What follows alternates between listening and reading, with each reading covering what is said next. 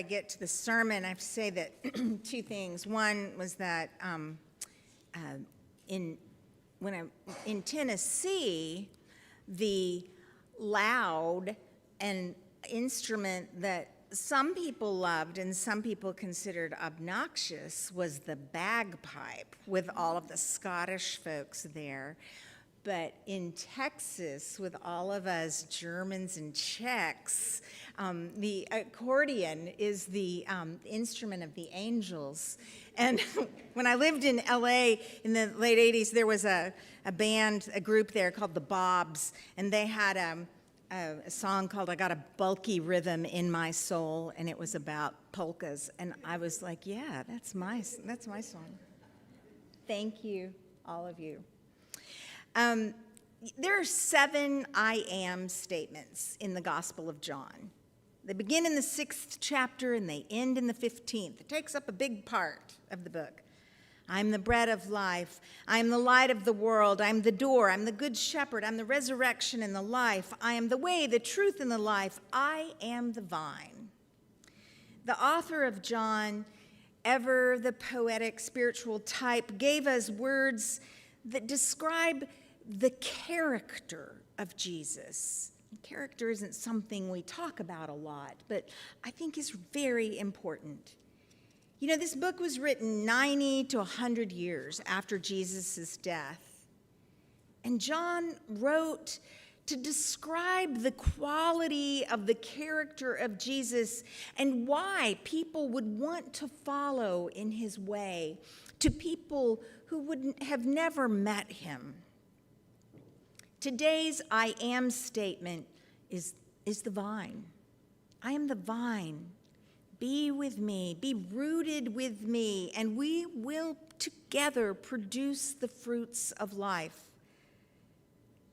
I believe this congregation is rooted in the vine, and I want to tell you why.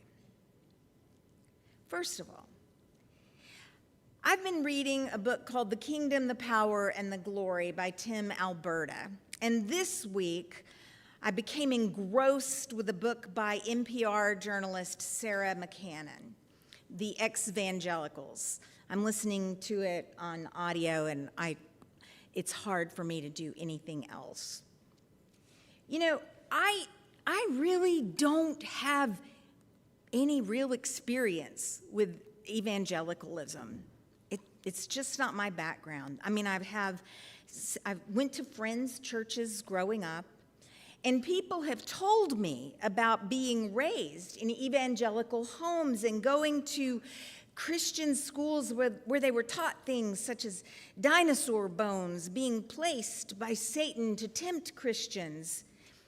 But I also know that many of these people are deeply devoted Christians and live their faith with kindness and mercy. And lots of times these people know the Bible really well. They just interpret it really differently than I do. But just like all Christian denominations and sects, not all evangelicals are alike.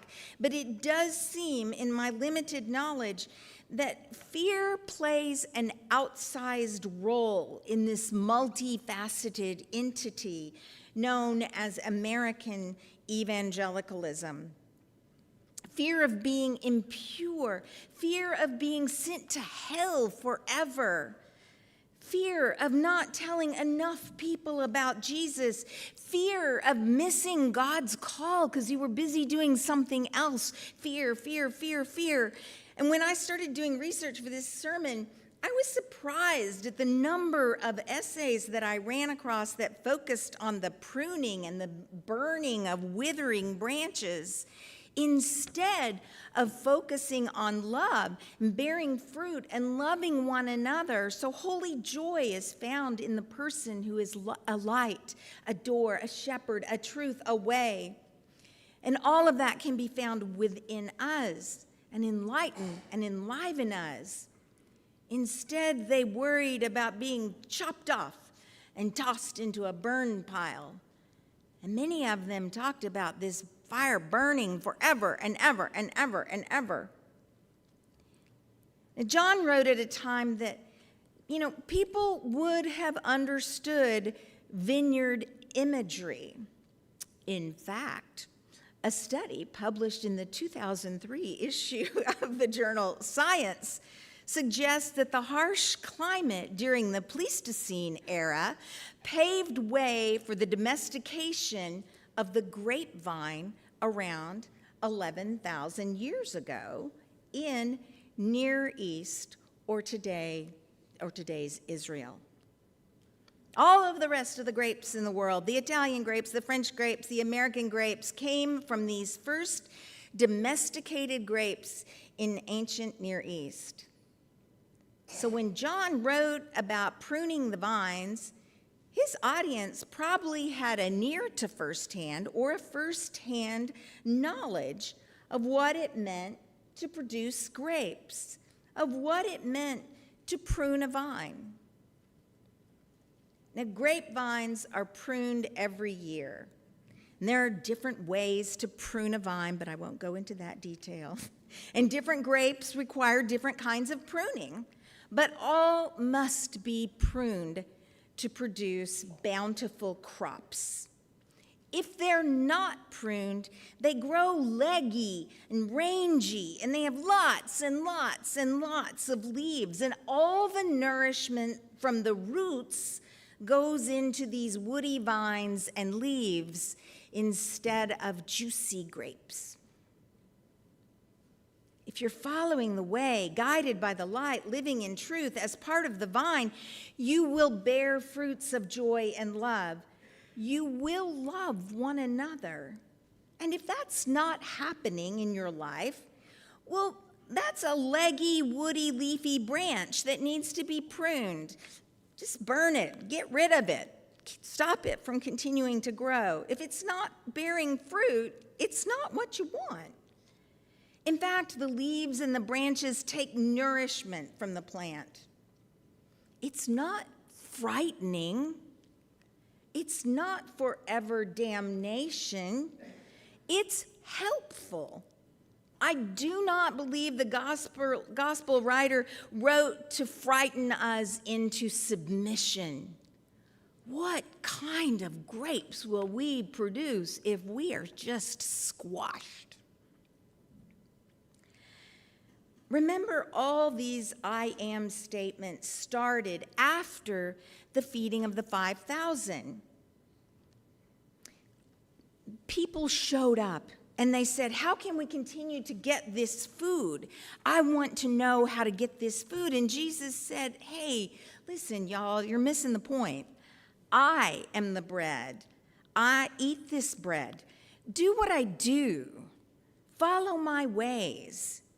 Share, love, forgive, and there will always be enough for all. I am the vine. Do what I do, follow my ways, and when you find you're off course, when you see more leaves than grapes, stop, recalibrate, do some pruning, burn that pile, get it out of the way, and get back to a life that produces fruit. One of the most compelling qualities of this community is your desire to follow the way, your hope to live in the vine, to live in a vine that produces fruit, and you do produce. You became open and affirming before it was common, as it is today. You've stepped outside of the church walls to stand against hateful legislation. Cis, as well as queer youth, are welcomed equally in all of our programs. You have normalized menstruation and find ways to supply hygiene products to women with little access. You provide scholarships to camp and to mission trips so that lack of funding will never be a reason that a child cannot experience these formative events in their lives. You show up to volunteer. VBS happens with aplomb, while other churches just can't find people to operate them. You make certain that our pantry is full. You make certain that Bethany Food Pantry has food, people that you will probably never know. And when something happens that doesn't produce fruit, or when you try something but it's not a right fit, you prune and you return to your roots. You recalibrate, you pray, and you start again because you believe that you are of the vine. Also, you're a spiritual home to many who have never felt at home, to many who've been kicked out of their spiritual homes, or those who found their previous homes too small for the God that they wanted to follow. This is an important church in Austin. It is a home to many ex-evangelicals, and it is a home to people like me who were raised and who are being raised in a tradition where questions are welcomed, where people are not afraid to say their understandings of God change, where people are not afraid to confess that they're at church, but that they find faith elusive. This is such an important church in ways that you may never know. This week, I was called by someone who is in a hospital in town, someone we don't know. I don't know if we will meet this person, but this person called to talk to me because they had heard that we were LGBTQI friendly, and they needed to talk about what was happening to them in the hospital. I don't know how they found out about us. They're not from here. They're from Missouri. We are an important congregation of the vine. We are important yet unassuming. We're not grand or grandiose, but important. One day I found a driver's license on Saturday morning in the bathroom. With some Googling, I found the phone number of the owner and learned it belonged to a member of the Gender Hope support group that meets here on Friday evenings. The owner of the license lives in San Antonio. She met me one evening in our parking lot. She told me she never thought that she would meet in a church talking about her life and the path that she had been walking as she was transitioning. She never thought that a pastor would talk with her or take her seriously. She said she'd always been a Christian, but she thought no other Christians would claim her. You probably don't think about things like this, but just by having the lights on and a private room and safe parking and chairs, air conditioning and heating, you are helping people live to their fullest. People who have faced ridicule and scorn, rejection, and just by making this certain that this space is here, you are helping people walk in the light. You are helping people know they have a shepherd who loves them. You are helping these people know they are a part of the vine and we all are producing fruit.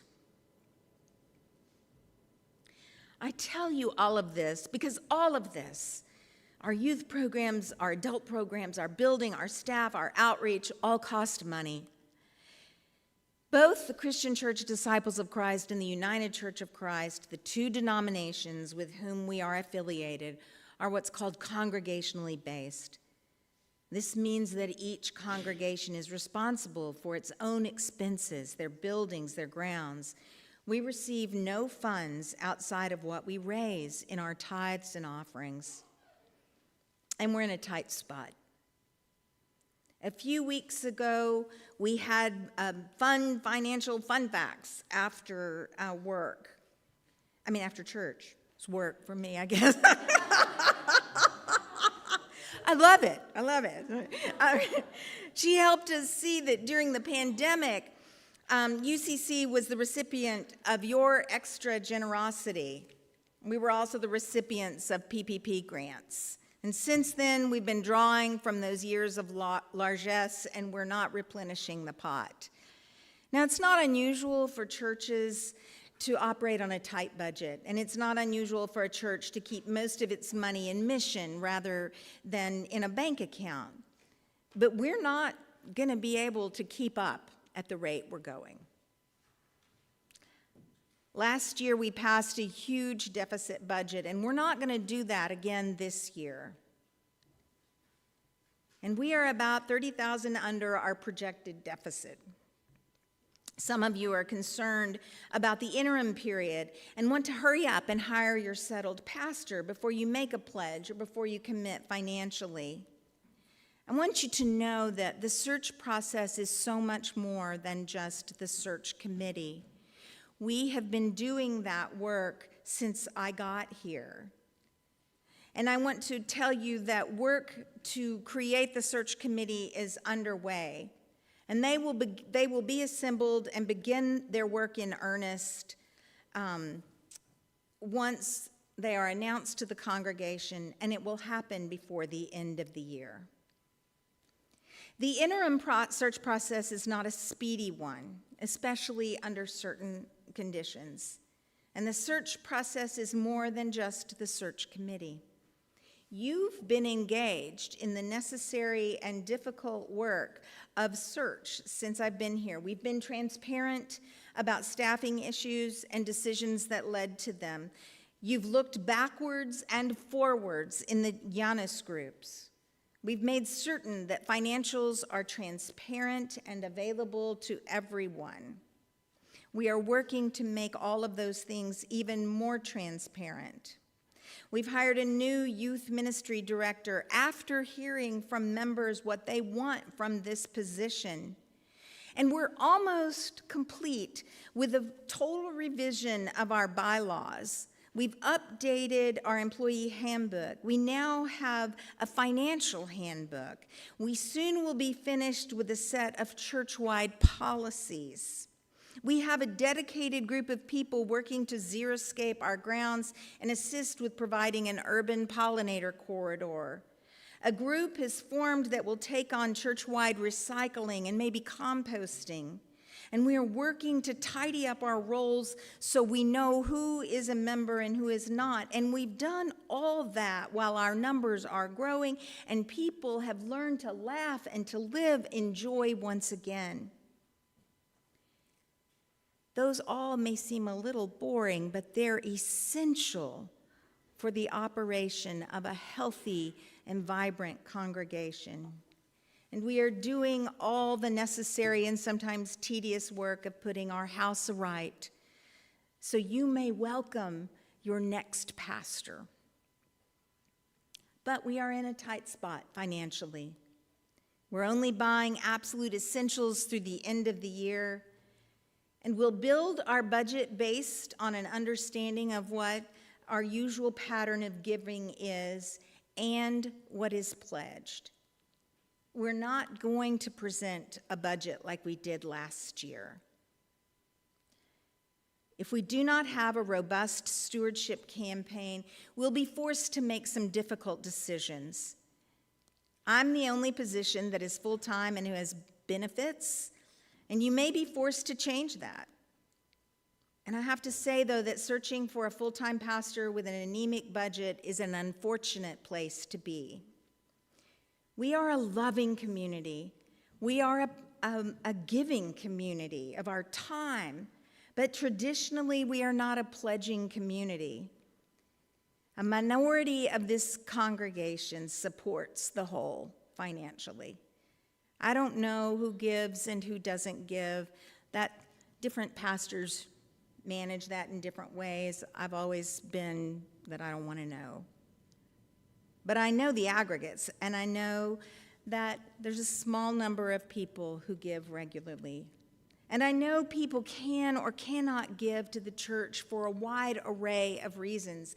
And I'm not here to try to embarrass or shame any of you. I am just telling you the facts because you need to know that.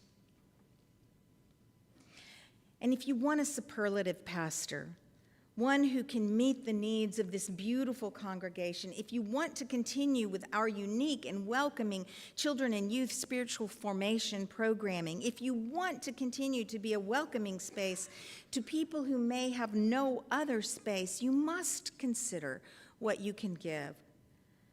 And I know that this is difficult to hear, but as your interim pastor, I'm called to say these things. I can say the things that nobody else wants to say because my job is interim. And I don't want to appeal to you with fear, but I ask, what is keeping you from giving to UCC? I wonder if what's keeping you at arm's length are but woody branches overgrown with leaves. Perhaps it's time to throw them away, to put them in the burn pile and reach back to the trunk of this productive vine. Together, we will continue to be and even grow as a place not of fear but of joy, a place that welcomes those who have lost their homes, a place of light and life, a place bearing fruit so we may love one another, so we may be holy friends of the vine, and that the love of Christ, the light of Christ, might be seen through us. Amen.